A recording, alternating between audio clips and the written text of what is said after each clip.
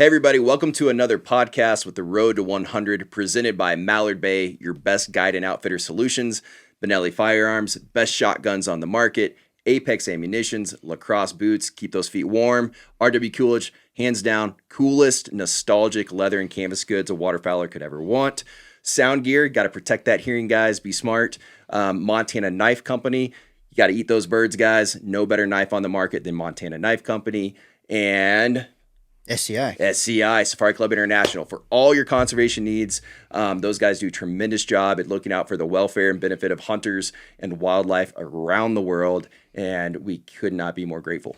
And in this episode, you'll get to know the host of the Road to 100, myself, Kyle, and Ryan Bassham, and we'll just talk about our starts and beginnings in filmmaking and the waterfowl industry and everything that brought us to this point on the journey for the Road to 100. So stay tuned and enjoy this episode of the Road to 100 podcast. In the heart of every waterfowl hunter, there's a memory where it all began. For us, the waterfowl life started in the southern United States in the flooded timbers and expansive marshland. But as our journey unfolded, the quest for waterfowl led us beyond our home. The passion eventually takes us to different flyways, different countries, and beyond. We discovered that the culture of waterfowl transcends borders. And so, a daring dream took root, a dream to hunt 100 different species of waterfowl across the globe. We wanted to share the story of adventure and encounters with fellow hunters, each sharing the same passion as us. The landscapes will change, the species will vary, but the passion remains the same. One dream, a long road, 100 species. This is the Road to 100.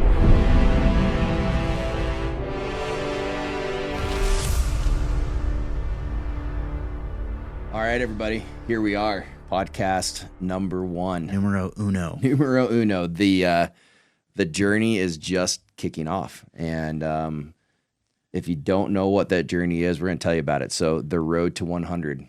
Ryan and I have been dreaming this up for about a year now, a little over a year. Finally happening. And no more mystery around it. I think we tell people what the heck we're doing. Yep. And tell them who the heck we are and why we're doing this.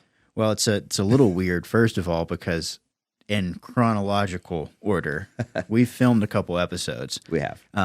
We just haven't had time in between filming to do editing. So I'm getting caught up on editing. We're rehashing our pilot episode right now. And so we've got an intro for the Road to 100 series. And we're just now, and when we're in the field, we record podcasts as well. So we're basically seasoned vets. Kind of. Yeah, sort of. But the people don't know that. And this is, so we may feel a little bit more natural than we probably would with our first ever podcast. But that's we've been interviewing some people on our trips with the podcast. And the most common question we get from everybody is, how did you come up with it? And what is the Road to 100? Right. So in our first ever podcast that will be released, we're going to cover just that. Yeah. But I feel like for people to really understand the answers to those questions, we have to give them background on who the heck we are. Yeah.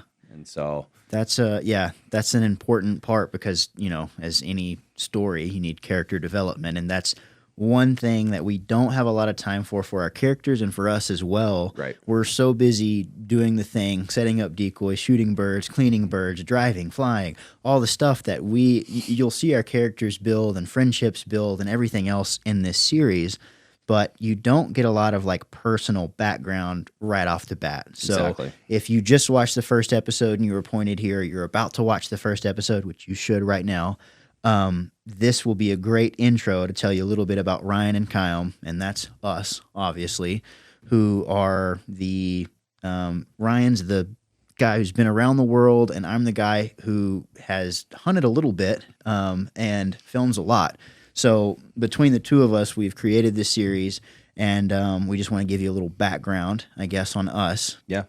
So Ryan, kick us off. Gosh, I got to start? Okay. Yes. Yeah. So I jumped on it first so that I wouldn't have to. I knew what you were doing. All right. So, I feel like, too, a common theme that people will see as we try to tell these unique stories of the individuals that we have as guests from one location to the next and kind of help us build this worldwide story, is we like to start with that background. Like, who are you? Like, how did it all start? And so I guess for me to answer the question that I'm used to asking other people, it all started for me when I was a little kid. I grew up in Northeast Texas, and my dad took me deer hunting. If you grew up in Texas, you probably did a little bit of deer hunting, and so that's kind of where I cut my teeth. And my dad took me out a good bit with my cousins and my uncles, and that's where I kind of fell in love with the outdoors. And for the first, probably 6-7 years that I hunted, I didn't really think much outside of deer hunting, and I was content with that. It was exciting. I loved it. It was an opportunity to kind of get to a piece of family land that had been in our family for generations and enjoy time with my dad. But as I got older, I had an opportunity to go out with a cousin who convinced me that duck hunting was cool. And I didn't think it was very cool until he took me. And so I just remember it was like my first true addiction ever. Like, fell in love, head over heels, standing there in this, mass, like buckbrush flooded smartweed, timber bottom right along the Sulphur River. And man, daylight started to break, birds started to trickle in, and just that sound of wind cutting through the wings, and I was hooked. Yeah. And it was a good challenge. There was a lot to learn, and I loved all the aspects of just what it was. And so from that time forward, I really started spending a lot of time outside of sports. I played baseball and football growing up, but spent a lot of time really, studying waterfowl, studying different places around the world, to hunt other things too. I like to hunt everything. Waterfowl is my favorite.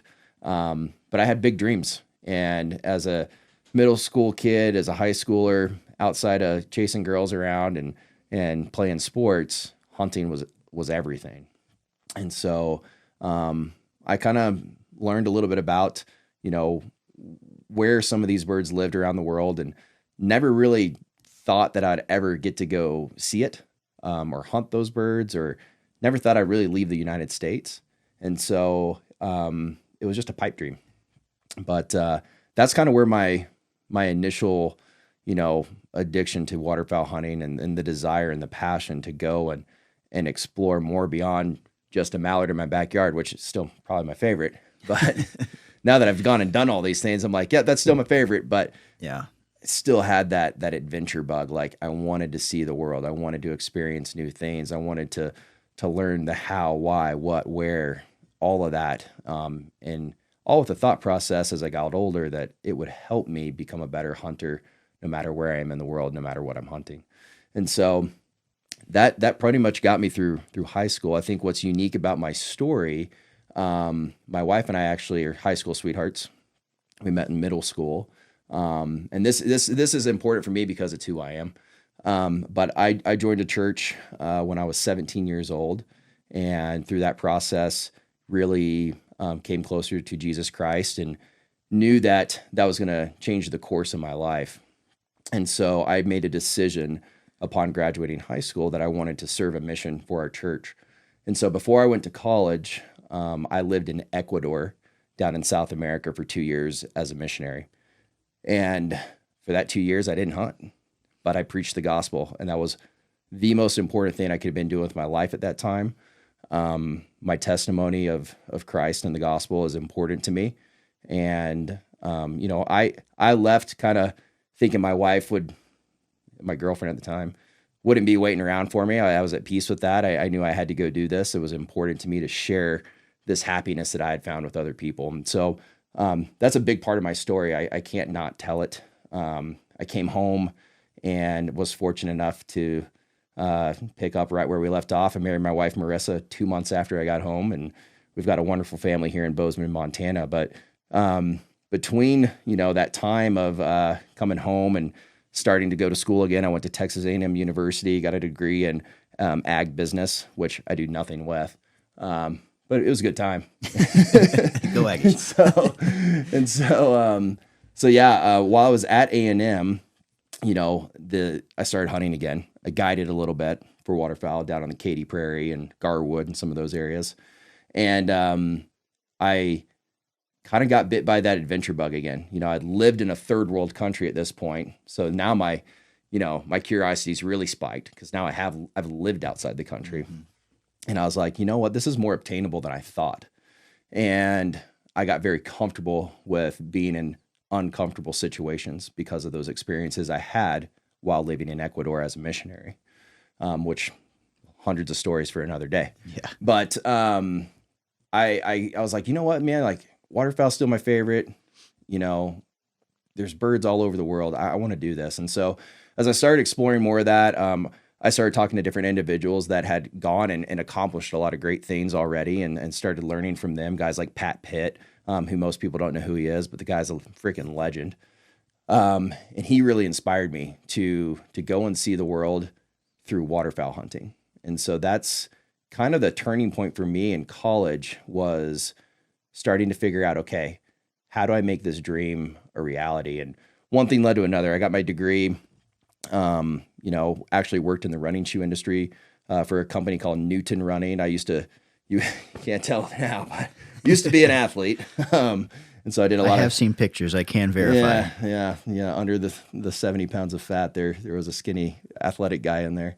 But, I did a lot of triathlon, endurance running, like ultra running, things like that. But baseball wasn't meant for me. My shoulder blew out, couldn't do that anymore. So I got into endurance sports. But while I was doing that, I started working as a booking agent. My parents own a travel agency. And so it all just kind of, all the variables to the equation were right. I had a passion. My parents were travel agents. And so I got into this booking agency stuff and started helping people book hunts to different places around the world. And my desire was to go and host these trips, to be more than just a guide, which is a lot of fun, but you don't get to hunt much for yourself. And so I started hosting trips as a booking agent, started my own booking agency with my dad as an offshoot of the travel agency that my parents were running. And next thing I knew, I was working in the running shoe industry. I was working as a booking agency. And then I had this opportunity to go and work at Drake Waterfowl. And so at this point in time, like, social media had started to become really more popular. Instagram had just started. And I was like, I wanted a cool place to put my photos. There was zero intent outside of just, my wife was like, you should post your photos on there. It's a cool way to keep up with friends and family. I was like, sure, whatever. And so yeah, but all those things, I think, collectively got me to this point to where about 2013, 14, whatever it was, I was posting a lot of my hunting adventures on social media. I had a business acumen with sales and marketing because of what I'd been doing in my career. And I was also working as a booking agency, traveling around the world hunting. And so I had this unique skill set in my back pocket where I could do the business side of things from a sales and marketing perspective. I'd traveled the world hunting, and I was kind of on the front end of social media and content creation for that time. And so one thing led to another, and I was at Drake Waterfowl, and then I had an opportunity to work at Sitka Gear. Learned a lot of great things with those companies. It was a ton of fun. And then got to go out on my own, do my own thing, which is even more of the dream. Didn't know that was going to be for me, but it was the best thing to ever happen to me, to kind of get pushed out of one dream and into the next. And so it allowed for you and I to meet actually here in Bozeman.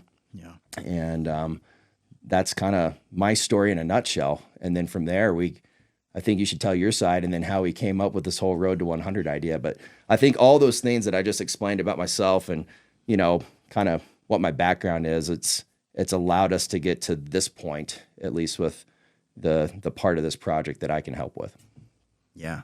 Well, what's interesting is we actually grew up in the same, 40 minutes apart, different timelines, right, but 40 minutes apart in Northeast Texas, which is crazy.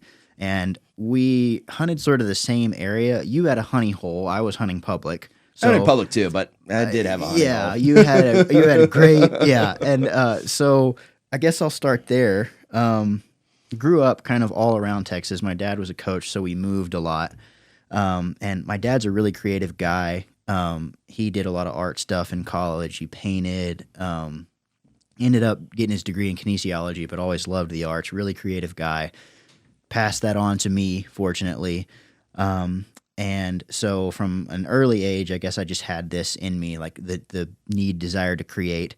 And I started early on, I think I was like in junior high, and I just had this bug. I wanted one of the early GoPros, and I kind of thought that that was too expensive. So instead, I asked my family for this. At a time, Polaroid made this tube camera that was as close to a GoPro, but like I thought affordable. So I didn't ask for too much for Christmas, you know. So I got this thing, and it was so awkward because it's like this tube. It looks like a hot dog, a white hot dog almost, and you put it on the side of your head, and it was the most awful design ever. There's a reason there's a reason those didn't go on past version 1, and GoPro crushed it, and I was like, dang, I probably should have got a GoPro. But I started going around. I was, you know, shooting water moccasins, hopping creeks, just doing kid stuff, you know. East Texas stuff. Yeah. And people around here, dude, they don't do snakes. I've realized. And me and my buddies, junior high through high school, we would walk around in these creeks and we'd kill like 30 water moccasins for the guy that owned the ranch. And so that was just kind of like a fun thing we did. And that's how it started. I was showing friends and family like, oh, I killed this many snakes, you know, like, and the cows are clear. They're safe, you know. But that's just kind of how it started. And I would do little edits and bring them back. And it was just a way for me to show my outdoor adventures to family and friends. And it just kind of grew and developed for there. In one of my high school classes, I opted to take an AV class because I heard that it was easy. And that really got me into a deeper level of editing. Audiovisual. Most people don't know what that is. Oh, okay. Yeah. AV. If you have a chance to take that and you're interested in this stuff, take it and learn because, and I didn't even have any interest at all in editing either. I was friends with this girl who was like a whiz at editing. And I was like, I'm Mr. Big Idea guy. I don't need to edit.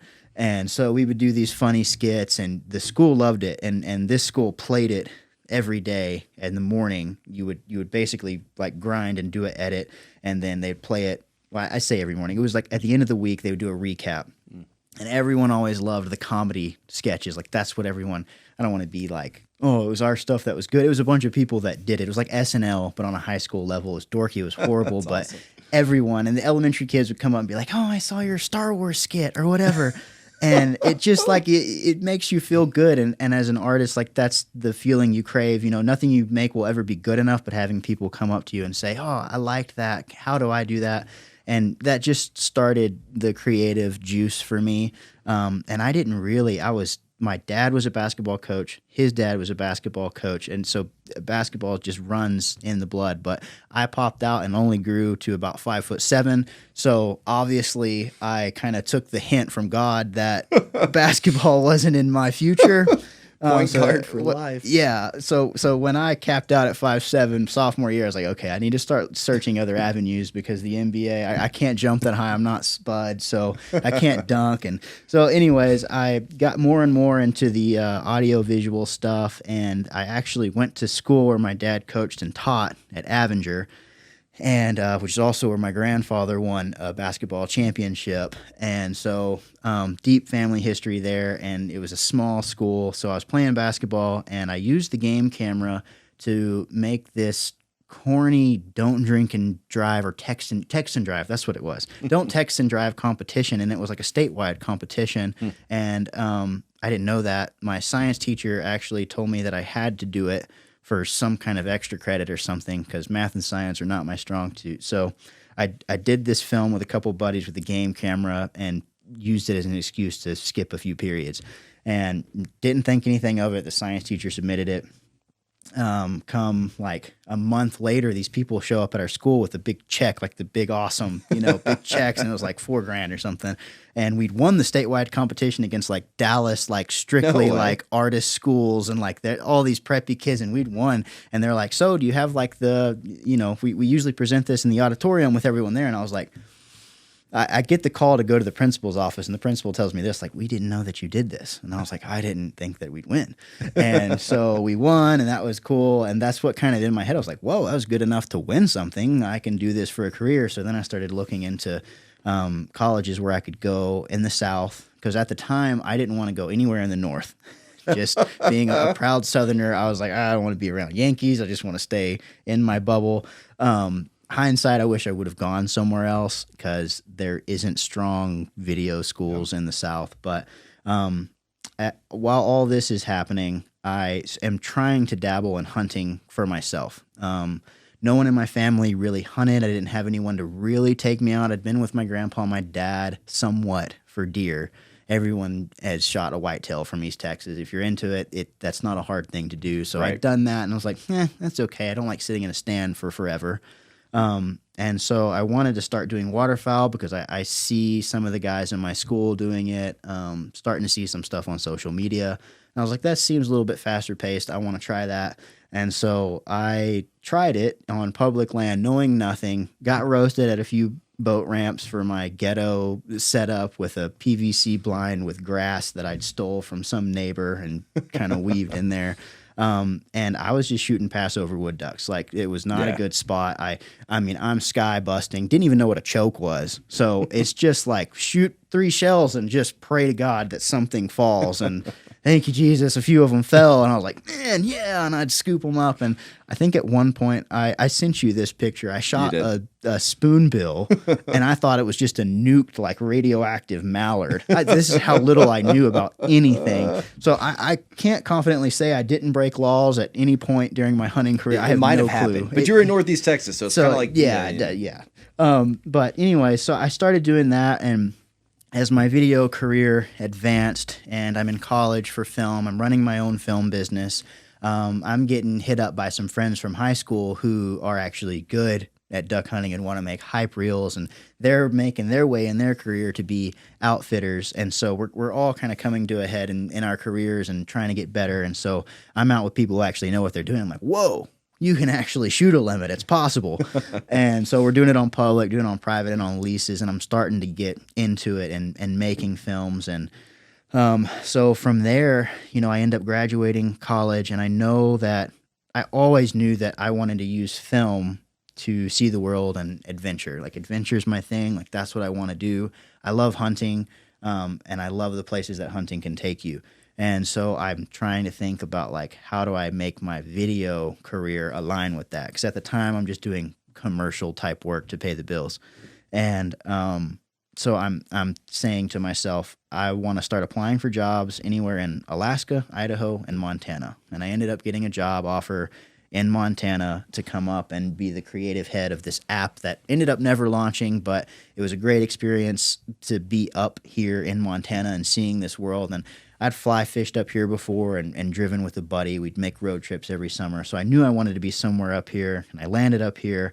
And in the office I was working in, Ryan is coming in and out of there, and we kind of knew each other a little bit. And then, refresh my memory here, when did we actually start doing stuff together? So I think I remember our mutual friend had me watch something that you had produced, and I was like, this is really good, because up to that point in my career, I had helped be involved with Drake's Migration Nation over at Drake Waterfowl, and then I helped co-produce a lot of the short films for Sitka Gear. And I saw your work, and I was like, man, this kid's fighting beneath his weight class. So that piqued my interest to get to know you more, to be quite honest. And I was like, you seemed cool. Like, I knew you were cool and fun to hang out with, but then I was like, oh, he's actually talented too. Yeah. This isn't just like some dude that, our buddy had found out over on Main Street or something. So I think we got to talking there, and at one point we thought about creating our own agency. Yeah. And that did not work either. No. Not because of you and I, just things didn't work out, and we were pulled in too many different directions. And which is I think a good thing. It is. The further I've gotten in my career, I've realized that, like, if you're an artist, I mean, inevitably, you try to convince yourself otherwise just for the money or for whatever. But there's a point, if you stick with it long enough, that you realize you have to do what you need to do as a creative and have control of your projects, and not like the commercial work and stuff. Like, you're stuck to a script for a time. And I was doing wedding films too at that time. And that is like, if I hear Chris Stapleton one more time, I will lose it. So I was glad to be out of that, but you inevitably find out that, like, you need to be in charge of your creativity. Right. And you find outlets when you're working commercial, but inevitably I think where you want to be is painting your own paintings, right? Definitely. Like, that's what you don't want to do commission work. You want to do your own thing. And what you were doing at that time, you weren't really able to do that. Yeah. And I think about the same time, I had an opportunity to go and do a project for one of my partners at the time, still is, Benelli. And so we went up to Canada together. Yeah. And I was like, hey, I would like to bring this guy. He seems like he really knows what he's doing. And that, I think, was the first time we did anything together outside of just hanging out in the office. Yeah, and which was nerve-wracking because neither of us, I mean, we kind of hung out, but then driving all the way to Canada for however many hours. I mean, that was 7 hours up there and 7 hours back. I was like, am I going to leave this guy in Canada because I can't stand him? Yeah, and that's when I found out that we were both from Texas. So, yeah, exactly. We didn't even know where each other were from. Yeah. Yeah. And so I guess it just kind of branched from there, and I've been slowly working on my craft and getting into the outdoor industry and the hunting industry and just finding my style too creatively. Sure. I think it never stops, but I think I'm finally getting to the point to where if someone was to see my work, they'd know that it was me, which is like, that's where you want to be, you know? 'Cause I think I remember when we first started kind of working together, if you want to call it that, we've been more friends than anything. Yeah. This is like, now we're working together. Yeah. After we were friends for a few years. But I feel like you were still trying to find your style, and it's definitely like, even I would say, even with the waterfowl stuff we did a few years ago up till now. Oh, big change. Yeah. But it's really cool too. Yeah. I think it's hard not to, because I find this inspirational. I hope other people, no matter what they're doing in life right now. So tell us the story about. Oh, yeah. I forgot about that. This is pretty important because it's kind of led to where we're at too. So the app didn't work out. The reason you came up to work here, that business decided to close it up. Yep. And so then Tell us the story. As that happened, if y'all don't know, the Bozeman area is super expensive to live in. People in their 30s and 40s are living with roommates still because it's I think what's our median right now? Our median family home is like $800,000. $850, $900, something like that. It's not achievable, especially for someone that's, you know, in between jobs. And so to make ends meet, when this app stopped paying my checks, basically, and I didn't have a job, there was a decision there, like, do I go back to what's comfortable and achievable and do commercials and edit to Chris Stapleton and do weddings, or do I stick to where I know I want to be and just grind it out? And the only job that I could get was overnight stocking shelves at Albertsons in Belgrade, which is right next to Bozeman, for those of you who don't know. And that was miserable. I hated that. Listened to a lot of music and podcasts, just putting cans on shelves. And I'm, you know, around 16, 17-year-old kids, you know, I'm like, oh my gosh, maybe my grandpa was right. Maybe a filmmaking degree was a mistake. And so that was like a kind of a dark time. I remember texting you at some point and being like, dude, this has got to be like, if someone were to make a documentary and follow me, I think I'd end up being the Joker movie, because I'm in a dark place right now. I wasn't happy, but I knew, like, and I did that. I wanted the night shift. I put that on myself because I wanted to be able to film during the day, and I was doing some projects during the day when I could. I wanted that flexibility to be able to stay up for 24 hours and still do what I cared about, or I would have lost my sanity completely. And so I'm doing that for a while, just making myself stay up here, just to pay the bills, to stay up here. And it's totally true what they say, that it gets the darkest and the coldest right before the dawn. And that was 100% true, because some projects came together right around there and allowed me to, well, one thing that happened was that the office that I was working in, the reason that you were up there was Peaks Equipment, which is a backcountry hunting company. I did some just free pro bono work and trying to get your foot in the door. Yeah, and Ryan kind of went up to the plate for me and kind of said, hey, this guy's actually pretty good. And got my foot in the door there and got on somewhat of a retainer. And from there, I ended up starting to be the camera guy and filming for Ryan Lampers and Brian Call for Gritty. And from there, flash forward to now, the reason I can't remember any of this stuff is because I am hyped up on caffeine all the time, because I have like 6 different projects and 8 different edits, and my brain is everywhere. It's been a blur. Like, it is so hectic now. Like, I'm at the point where I have to figure out, like, okay, I got to start turning down stuff, which was that a year from now? Like, in the past when this happened, like a little bit over a year and a half, maybe? Year and a half. At that point, I would have said, you're crazy. Like, there's no way I'll get to that point as a creative, because it's it is super hard as a photographer, filmmaker, like whatever, to actually make a living. And to get to a point to where you have to turn down jobs is like, that's where you inevitably want to be. Right. And I'm just super grateful Happened that fast. life happened the way it did. And you just, I'm just trying to do the best I can to keep up with And work now you live off grid in a cabin in the middle of nowhere. Yeah. So immediately, as soon as I had the chance, I loved my roommates. I don't like a roommate situation. I did that in college, and that was like, ooh, because I was an only child growing up like you, and I couldn't wait to get a roommate. It's like the brother I never had, which we just went on a trip to Wisconsin with my roommate. Loved that guy, and he was the first halfway normal dude I roomed with. I'm like, it's you. You're going to be my best friend. And so he ended up just through timing coming on a hunt with us. But I hate living with people. As an only child, you get used to just having your stuff in the fridge, and if there's a mess, it's your mess.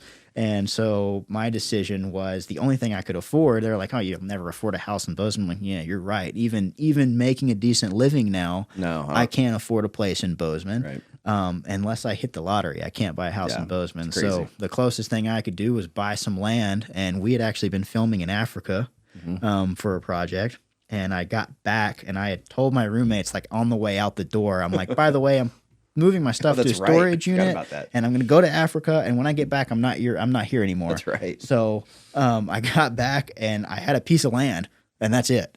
I forgot about that. You bought the piece of land while we were in Zambia. There was no backup plan. Like the papers went through while we were in Zambia. That's right. And we touched down, and like the realization hits me because like, Africa's so fun, and we're seeing a bunch of things, and we like touched down in Montana again. I'm like, ooh, I don't have a place to live. And so Ryan Lampers actually let me use his little camping trailer, and my dad came up, and we had no business building an off-grid home. But y'all did. But we did, and it's still standing. Somehow. It's cold right now in Montana with just a fireplace, and the solar panels don't particularly work when it's winter. So I'm figuring all this stuff out while juggling all these projects and, cranking the generator, run my laptop and my hard drives, and I'm editing away, and my feet are cold while I'm editing, and I'm scooting closer to the fire. So, but life's awesome. This is what I wanted. I wouldn't trade that for anything. I love the off-grid lifestyle. I may smell worse now than I have before. Smell like a stove every once in a while. Yeah. Stove's better than BO. I kind of smoke myself out sometimes with the fireplace to cover up the sin of not having. So all my water recently froze, and I have no water reservoir.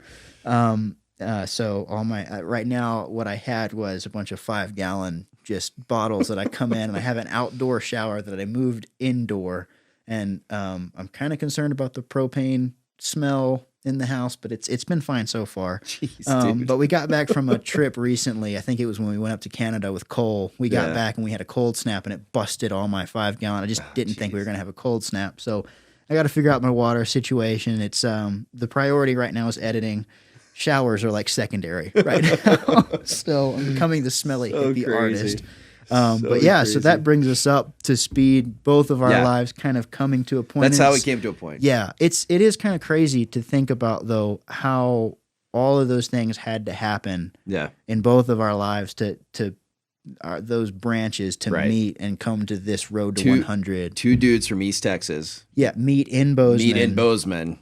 And with similar, aspirations for adventure and it's been really cool. I think too, I think the project that we did together that really kind of kicked off the Road to 100 idea was what we did. We went back to East Texas together. Yep. In the place where, this was like a, fourth generation dairy farm is where I grew up hunting. And we did a film project that was basically along the lines of, it was kind of my story and how I've hunted all over the world now, but the answer is always the same. Anytime somebody asks me, man, if you could hunt anywhere one more time, where would you go? And that's the place. It's where it all started. It's where I fell in love with waterfowl hunting. Yeah. And so in the process of shooting that and talking about it and kind of reliving like all these places I've been to, et cetera, the idea came up of, I think you were asking me some questions about waterfowl species and how many. And so, because before we left to East Texas, we hopped on a plane, flew down there, filmed this project. Before that, I think that was one of my first times coming to your house. There's Beast. Beast the duck dog. Yeah. Which is, anyways, got distracted there. Anyways, we grouped kind of here to make a game plan to go to East Texas, and that was the first time that I was in this room with all of these mounts. Right.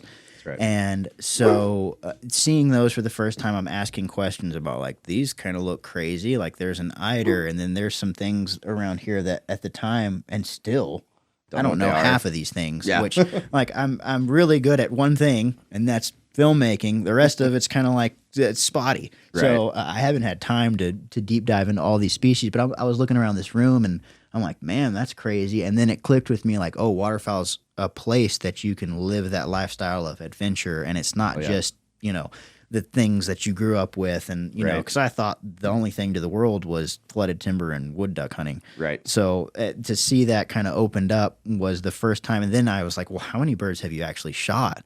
And it was, what was the number at the time? At the time, it would have been 76. 76. And you were like, and you were saying like, oh, well, in my mind, there's like this list of like the 100. And that's what I want to get That's to. always been my goal. I've just, over the last decade of my life, I've just been trying to get to 100 waterfowl species. And that was the magical number. And like, it's official enough for me. So I was like, well, dude, at some there's point, more than that, but that's the goal. Yeah, that's our goal. And you know, that's our official goal, road to 100.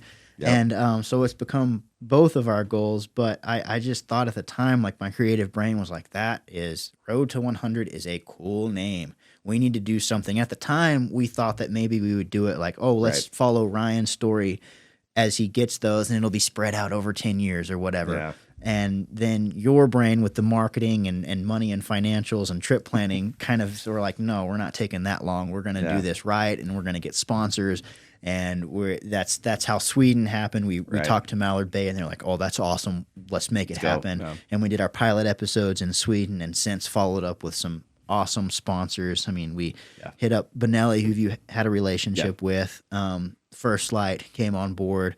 We've got Apex, RW Coolidge, Lacrosse, and I think people obviously, like, when I heard it, I was like, that's a cool story. Yeah. And I think other people are seeing that, and just it's awesome to see. Super thankful for the sponsors that believe in this vision ahead of time. They've seen some of the stuff that I've done. That's the thing. They followed your career. We don't have a product yet. As we sit here doing this podcast, no one's actually seen even episode 1 and what we're trying to accomplish long term. But which I know how scary that must be from a sponsor's perspective. Scary. But yeah, it's a lot of pressure on the editor too. I don't know who he is, but help him. So it's just this fortune has kind of fallen in our laps, and we want to make sure that that's clear. Like, this isn't the old British guy with the monocle, like, I must hunt in every country in the world, and I'm better than everyone. That's not what this is about. We just hit the lotto in our lives, and it happens. That's how it happens. That's how people win Super Bowls. That's how inevitably all things, it's that road that leads you to a certain place. And now we're on the road to 100, and it just happened. We just happen to be the two goofy, lucky guys that one guy can film and one guy knows way too much about birds. And blind squirrel finds a nut every once in a while, and danged if we aren't a couple blind squirrels getting super lucky is the way I see it. But, you know, I think something you said too that has become really important for this project, like, since we set out, and I've had to wrestle with you a little bit on this one, but I don't want this to be about any one individual. Right. I look at this as, you know, the road to 100 is, yes, we're going to show this journey of collecting 100 species around the world. But it's not about a person. It's about the community of worldwide waterfowl hunting. It's about us having a unique opportunity to basically be investigative journalists and hosts and have very interesting guests come with us to each location that we go to and tell the stories of all these unique people that we meet along the way, whether they be guides or outfitters or buddies who have invited us to come and hunt with them. We're inviting some other, you know, guests along the way to share their stories and why they love this world of waterfowl hunting as well. And I think that's what makes it special. It's not about, like you said, one guy or two guys checklisting a bunch of birds. It's so much bigger and more important than that, and hopefully is going to inspire people to follow their dreams, like become a cameraman, chase it, whatever it is that you're interested in, go for it. If it's traveling around and hunting, awesome. If it's starting your own business, awesome. The point is, don't be afraid to go down a road that is hard to navigate and it's going to have bumps. Just get out there and do it. Grit your teeth, bear it, go. Because at the end of the day, that's what both of us live for. Like, you're following your dream, I'm following my dream. Like, at the end of the day, both of our goals is to have, if one person sees it and is inspired by it and is entertained by it, right, that checks both boxes for us. Like, hey, follow your dream, whatever that dream may be. Like, we're just trying to inspire people and tell a great story and meet interesting, cool people along the way and show this adventure in a way that you want to watch and listen along with. And yeah, it is interesting because the initial idea was like, I was like, well, Ryan's got 20 something birds left. Let's just film him do his thing. And that's that. As the idea developed, you were like, well, you need to be a character. I was like, nope. I don't know. I behind the camera. I go behind the camera and in front now. And now it's in front, and people are watching me shoot, which is, like it's a hard. I think it was Logan from Mallard Bay who was kind of making fun of me a little bit because we had a moment in Texas, the Texas episode, which isn't out yet, but it will be. So stay tuned. There's a crane right here looking at me. And they were haunting me in Texas a little bit. It was a stressful hunt. Yeah. As a camera guy, my first instinct is to always film first. And so this group of cranes comes in. I'm like, oh, this is sweet. It's going to be a banger day. And everyone like almost limits out right there. Like this huge group comes in. I'm like, sweet. It's one of those days where I can actually relax and hunt. And then not a single crane flew after that. Nope. And so I'm like, ooh, and we only had 2 days in Texas. Right. And I'm like, and that was first afternoon. That was the first afternoon, and we didn't even know at the time if we were going to hunt cranes again. Right. And so I'm thinking, oh man, I may not get one, which I'm giving a little bit of the episode away here. A little bit. That's okay. But anyways, the pressure comes on me at some point to pull the trigger.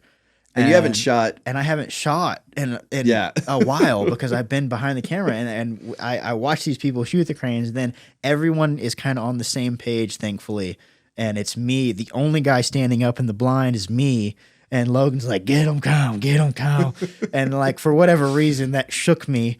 And I may have missed. You whiffed the first one. I may have whiffed the first one, but I'm just not used to that pressure, and switching from being behind a viewfinder to being behind a bead is a little challenging. But all that to say, it's one of the challenges in this series is always going to be getting me on a bird with the gun and not the camera. It's a challenge because somebody's got to film it, and we're getting creative with like GoPros and action cams on guns, and because there's still got to be footage, right? Like you can't just be like magically there's a bird that appears in my hand. It's we got to tell some story. You can be a little brutal on me. I can take an okay photo, but me filming so far has not got us to plan really. Yeah, we're trying. I don't pull focus real well. We're trying to get Ryan to where he can film out of auto mode. If you're filming in auto mode, stop. Because it's not good. It ends up not being great. Especially in waterfowl, things are so fast paced and exposure is so different. I get it now. I mean, if you leave the camera to auto exposure, think about it. I mean, you go from inside a pitch black blind to the sun. It's gonna be blown out. So by the time that thing adjusts to the exposure, the bird's already on the ground. Exactly. So there's endless podcasts I could do about how to dial in your settings, and we will. More to come on that. We will do that. So future. If you want to learn, that's one of the offshoots of Road to 100. I want to help people get to that point to where they can film birds and be as good as they can be on a budget with limitless budget, with whatever. And with these situations that we're put in across the world, in the United States, doing the birds here and across the world with different situations, different blinds, it's really interesting.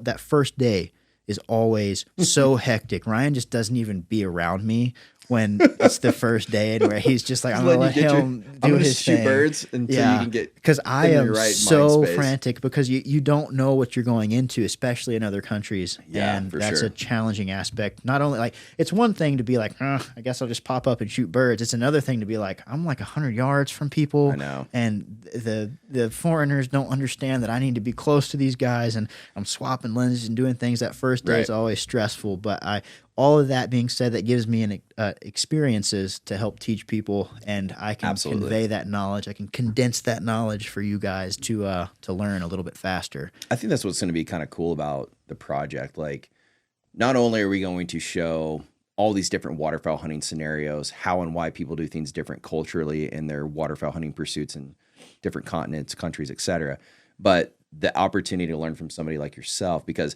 in my opinion, some of the things that you're doing in, hunting film and editing right now is pretty, dare I say, it's not revolutionary, but it's innovative for our space right now. Right. We haven't seen some of the things in this space that you're going to be doing, which is really cool.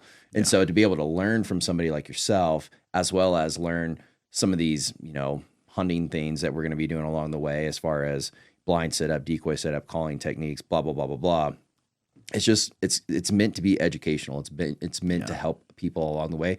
If you're a brand new hunter, awesome. If you've been doing this for 40 years, awesome. There's something to learn no matter what phase you're in. And so that's what we hope this project can really do. Yeah, it's going to be an awesome journey to follow along with. What are you looking forward to the most? Let's bring people up to speed a little bit more. We think this is going to be about a 5-year process.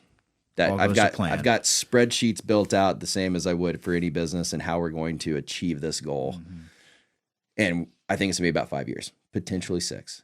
But looking at that, and we've got a long road ahead of us here. Yep. What are you looking forward to the most, do you think? So I think my answer has changed over time and over some information that you've given me. So you were telling me before we started this podcast that what part of Australia is it that, because we were worried. We had plans. Is it season 2 or 3? So for season 2 was the plan to go to Australia. Yeah. So before you guys know it, we want to be in Australia, and which is just cool because everyone's seen Crocodile Dundee and we love Australians. Oh yeah. But we saw it a little bit with COVID. The rights and the restrictions and stuff that those people, those good people over there are getting trampled by their government. Yeah. And that's not only with COVID, that's with waterfowl. Specifically waterfowl. And I didn't know that, which is bad. Like it's bad that they can restrict that information. We should be shouting this from the rooftops. So we were worried because we were worried from our side that we wouldn't be able to film in Australia because there was a chance there for a while that completely Australia would not allow hunting whatsoever within its borders for waterfowl as of the end of 2023 this year. Correct.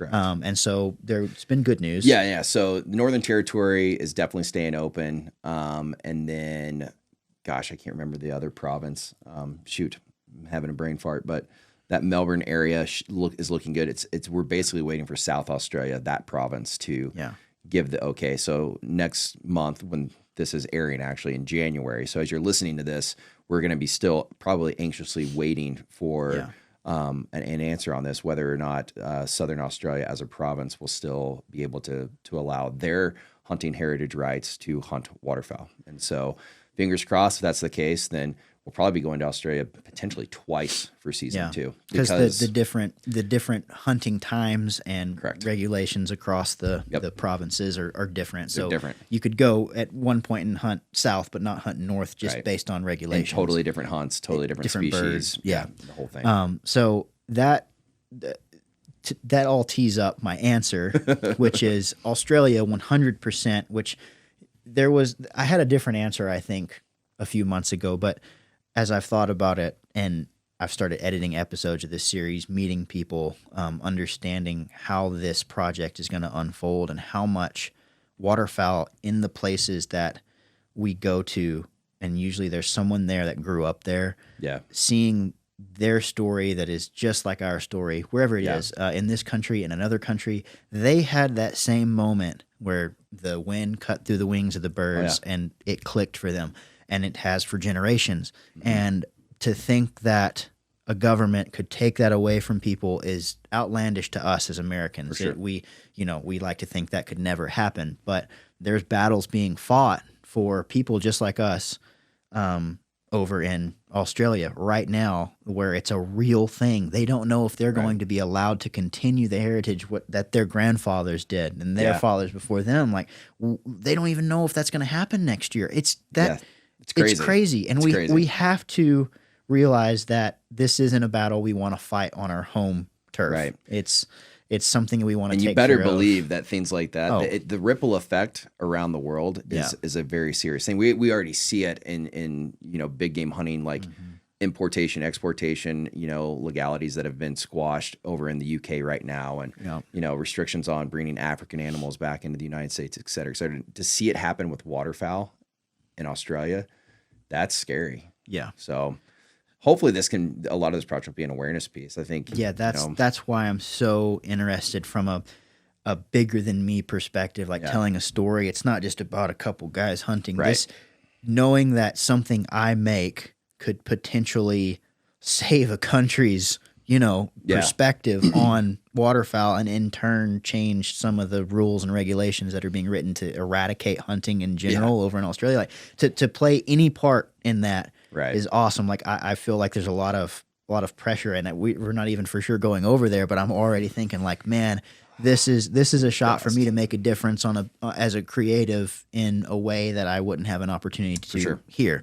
And so I am very excited to do something around Australia and do what I can to bring awareness, teach about the sport, and maybe open it up in a way where non-hunters in Australia will be like, well, I may not like it, but it's not wrong. Yeah, at least understand. Yeah, this is a harvest method. This is something that is cultural. This is something that you can't just take away from a country that has had some stuff taken from it in the past, with the natives there and everything. Absolutely. Like you just can't take away something out of a culture. The story of that, we're just talking about one location that we're going to. The story of that location, it's hard not to want to do a deep dive into it right now, but I'm super looking forward to that one too. Yeah. I mean, I think it's hard for me to answer that question myself. I think it may be a little cheesy, but like for me, it's become about the people. Like I've had the opportunity to go and hunt so many places for different big game animals and waterfowl species,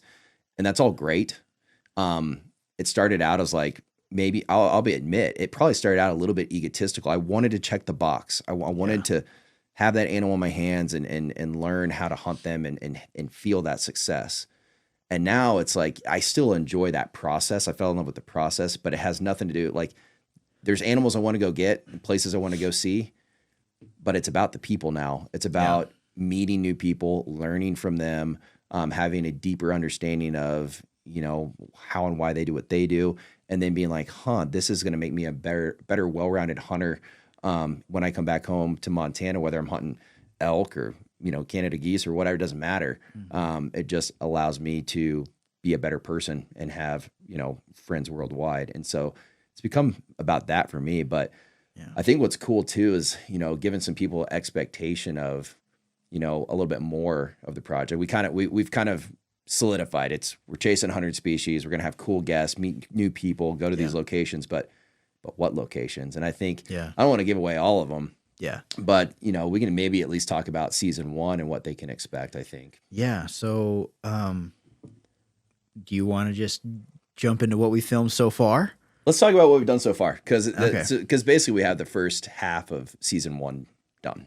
Yeah. So it started out, like I said, with the pilot, which we had Logan Moe, one of the owners of Mallard Bay, who is the title sponsor of the Road to 100 and one of the earliest sponsors to come on board. Biggest supporter from the beginning. Yeah, for sure. So they've been there, and Logan actually wanted to be a part. So for his business, Mallard Bay, explain a little bit more about Mallard Bay. Yeah. So I'm an investor and advisor in Mallard Bay and guide tech. And so essentially it's a tech company in the outdoor space. The coolest part of what they do is through guide tech, and it's more of a B2B platform. So if you think about different business needs for a guide or outfitter, whether it be hunting, fishing, doesn't matter. but it's business tools that they can use to support their business. Helps them be a more efficient, more organized business person. Now, the B2C side of that is if you think about, booking agency meets Airbnb meets e-com store on steroids. Yeah. That's the Mallard Bay side of it. And so incredibly unique business model that they've built. Super cool story. These are a bunch of guys out of LSU that graduated like 2 years ago. Yeah. And they're just crushing it with this business right now. And I've been super honored to get to work with them and do some consulting. And that's how I met Logan. Yep. And they loved the idea of what we were doing, and all this was kind of happening at the same time. Yeah. And so that happened right at the perfect time. And Logan wanted to be a part of as many episodes as he could for season 1. Right. And obviously running a big tech company is a little bit hard on your time. Yeah. And so he's in some of the episodes because I think it was smart of him to start to get that experience, not only being with different guys and outfitters in the States, but seeing how things are done overseas. And for sure, I'm sure the game plan is to be global, knowing Logan and and his team. The plan is to be global. So learning a little bit about the way that the world hunts, the way that the U.S. hunts in different areas, it's beneficial. And so he's on a few of our hunts. I think, how many in total is he on? He was with us in Sweden. So it'll end up being 5 episodes. So Sweden, Canada, West Texas, which is 5 episodes in just those. Yeah. So for almost half of our episodes in season 1, Logan is there with us, getting hands-on experience and putting that in his business brain and plugging it into Mallard Bay. So that's cool to see. So Logan joined us on a few of those, and so we started out in Sweden. We then went to Canada, Alberta. Yep. Alberta, part 1. Alberta, part 2 with Cole Townsend. And then where did we go from there? And then we went to Amarillo, West Texas, with Toby. Yep, Toby Rowland. Cole was down there too, which is fun to kind of reconnect him. And the cool thing, it's been fun. So like, gosh, let me back up. So Sweden, we also had Kevin from RW Coolidge. Yes, that's who right. has been a friend of mine for years, and another business that I have been fortunate to get to kind of help out with. Super cool products. You'll see them throughout the entirety of and the products are growing. We're getting the privilege to test some products. If you like old nostalgic like leather and like wax canvas goods, like it's at. He's got an impressive collection of products he's building. So Kevin was there with us in Sweden, and then we hunted with Cole the first trip in Alberta, and then we went back with our buddy Hunter who you and I have hunted with a few times. And a friend of mine, Paul Sawyer, who is one of the co-founders of Whitetail Properties, met us up there. Yep. And we hunted with them. Super cool podcast that people can look forward to on that one. Not only with Paul and Whitetail Properties, but with Hunter. Yeah. So 2 podcasts out of that one. And that's one thing that I didn't expect as a filmmaker. I was like, it's going to be all about the films, but the podcasts have been awesome. Yeah, I think we didn't explain that. Now I feel like we got to back up again. Yeah, well, basically, so all of these places that we're going, you're going to see an episode, you're going to see these characters, and one of my biggest grievances with this project was that, man, as a storyteller, you have to build character. You have to develop that character and introduce people, and it's so fast paced. I mean, if you're a waterfowl hunter, that it's you wake up at 4:30, you slam an energy drink or drink as much coffee as you can, eat some powdered donuts, and you hunt, and then you sleep. In a handful of days, there's no way to tell a story, and we acknowledged that early on, and so we said, well, we're already going to try to do a podcast. Why not just take some travel headsets with us and bring on these awesome people that we're hunting with? And so that is, we're here in HQ, Road to 100 HQ in Bozeman, but we will be traveling, the traveling podcast. And man, has it been awesome to really, so the story development for these characters and these awesome peoples and these journeys that they've been on, their own waterfowl experiences, crazy guide stories, everything you can think of crammed into a podcast that's just amazing. For sure.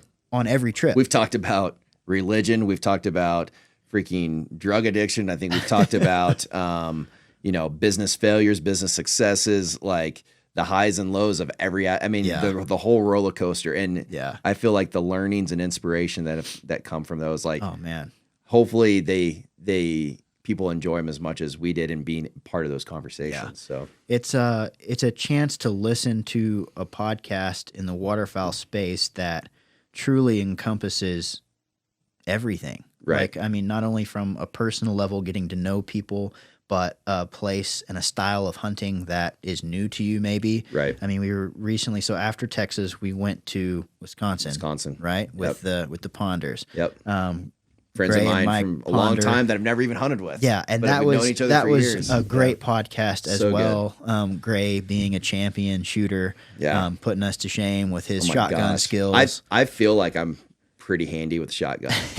I'm pretty handy at killing. But watching some of that footage, But back, watching him, Man. dude, yeah, I'm envious. So, that so kid we, is so I mean, talented. we even dove Man. into a little bit of sub gauges and how yeah. to shoot and when to shoot and what to use. Right. So that's another unique thing that we'll be able to show in between episodes is, Right. is a little bit of a get to know you for the characters, since we don't have time in these episodes to really do a documentary sit down with these people. The chance to get to know those people is here on the Road to podcast. 100 podcast. Yeah. So it works out pretty well. It's cool. I It's think, different. because it's like an hour feature length get Yeah. to know you on Exactly. these crazy cool people. Here's the cool hunt. Yeah. Here's the species. This is where we were. Cool. Yeah. And then deep character dive Yeah. with the podcast. I think it just brings it all full circle.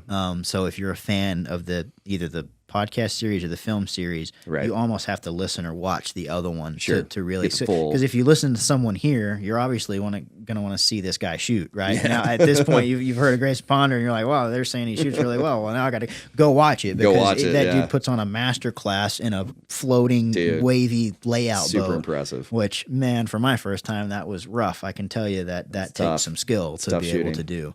No doubt. So yeah, the whole series will tie together podcast and films pretty seamlessly, and I think so, too. I'm very excited about that. It'll be cool. And I feel like we've got a strong second half for season 1 coming up too. I don't want to go Yeah. into too much of it. That's but hush hush right It's now. hush hush. But we've had some ring around the rosy with guests. Yeah. So part of what this journey is going to be, just Yeah. unfortunate things happen. Which and we've both had experiences with in the production side of yeah. television. It just part of it. It just is what it Just is. roll with the you know? punches. So fingers crossed that we can sub some other really cool people in as well. But I feel like, I think, for those of you that, follow along, I think what you can expect is, some really cool stories to be told, meeting some really cool people, maybe learning about some waterfowl species you didn't know about.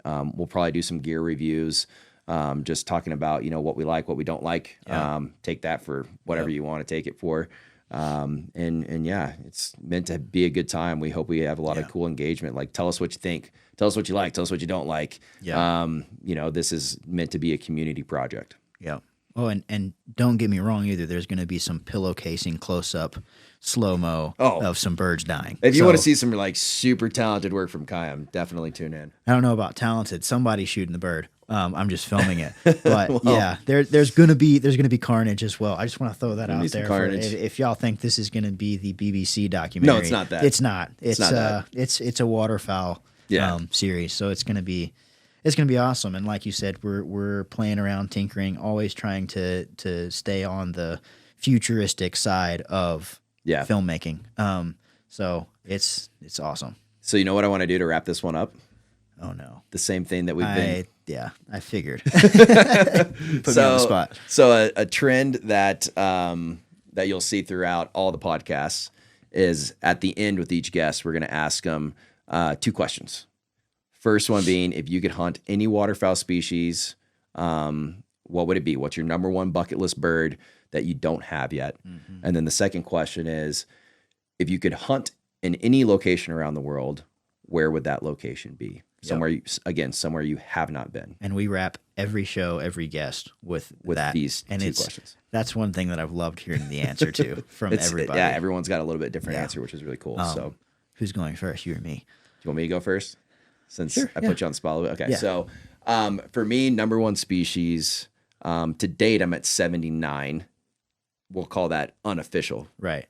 So, because Road to Okay. 100, We didn't actually cover that either. So Ryan's obviously shot that's a true. lot of birds. I've shot a few birds. And we're actually, so the way the project ended up working out, we're going start to finish. You will Starting see at 0. 100 species, and The challenging part, like I said, is going to be getting me those birds. But I think Yeah. either way, both of us will reach 100 waterfowl species Yes. across the world, and you will see each of Every those single one of birds. them. That's the goal. Yep. It's not Ryan starting at 79 and me starting at Right. like 20. Right. It's the whole shebang, start to finish. You'll see it.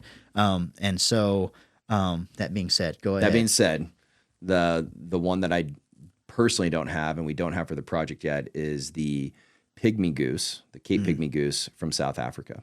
Yeah. Really cool, special little bird. Pygmy. People hear goose and they think something big like some of these guys, but it's actually probably a little bit smaller, or just the same size as a teal. Yeah. Really striking features on it of white, black, and yellowish, and this iridescent green. They're gorgeous. It's not a volume hunt. It is like big game hunting for one little waterfowl species. So that would be my number one bird on my list. Location wise, I think, oh geez, this changes from week to week. Yeah. I think that I have not been to. I'm going to go with Pakistan. Okay. I think Pakistan, because when I think about all the places I've been, and I think I've been to around 20 something different countries hunting, the depth of richness and culture is the places that I remember the most and were my favorites. Yeah. And what I know about Pakistan, yeah, it's dangerous. I get it, whatever. Don't care. But that area actually probably rivals the amount of shooting in Argentina from a volume perspective. A lot of cool species, definitely a super unique culture, et cetera. So I think I'm most excited about that location for me. Yeah. Okay. Well, I'll start with location because I'm still unsure on the species. Location wise, I'm torn between two, but I have to answer for one of them, and I don't know if the project will take us here or not. Regardless of if it does or not, we'll probably end up on a buddy hunt of some sort. I think I know what you're gonna say. Mongolia. That's what I figured. We're going. For whatever weird reason, I have this obsession with Mongolia, the Mongolians hunting with eagles, hunting wolves with eagles on miniature pony horseback, like what? Right. And throat singing. I genuinely It's a have cool a place. playlist of Mongolian throat singing that I listen to. Like when I get on a plane, when the plane's taking off, that's what I'm listening to, because for whatever reason, it gets me hype. I don't know why. I just love it, and I love the culture aspect of Mongolia, the landscape, everything about it. So we are going. Well, I'm going. I would like for you to go and film too. Yeah. But I'm going in 2025 to hunt ibexes, so Right. not birds. Hopefully, we'll get there for birds if they reopen it. Yeah, which So- we're pending. So hopefully by the end of this project, they reopen. But and maybe we can go for birds. But maybe we do that Mongolia trip as a detour. Yeah, we're episode. toying with the idea of Road to 100 detours, to where if we do anything when we're on a project and it goes over and there's a chance to shoot something or do something in that country, whether it be fishing, hunting, Yeah, whatever, it would be a detour outside of the episode, but something yeah. awesome that you guys can watch. Yep. And not only that, but stateside, shooting elk, bear, whatever. frog we gigging. we don't just like sleep during the summer and Yeah, no, all that out all the stuff. time. Detours. So there's a big potential for that as this project grows. But yeah, we've been talking about that, and I told you make sure my flight doesn't leave for a week after yours Yeah. does, because I'm gonna stay there and I'm gonna fish in taimen. Mongolia for some taimen. That has been big bucket list Yeah. for me for a long time, and you better be careful, because you may not hear from me. I may may throw not my come phone in back. the water, and then I don't know what you're gonna do. There's gonna be an empty seat right I here. could totally see you just not coming I mean, home. I'm already off grid. It might as well be in a yurt. It's true. It's not much different. Not much different. Probably warmer. Probably so. But yeah, so Mongolia would Mongolia. be my place. My species, you kind of took mine. I really want one of those pygmy. Just the color They're cool. on those things. They're so is- cool. Just like the wow factor of the color is, and obviously people don't even know what they are. Yeah. I didn't before you told me. Most people don't know what they are. So you beat me to that one.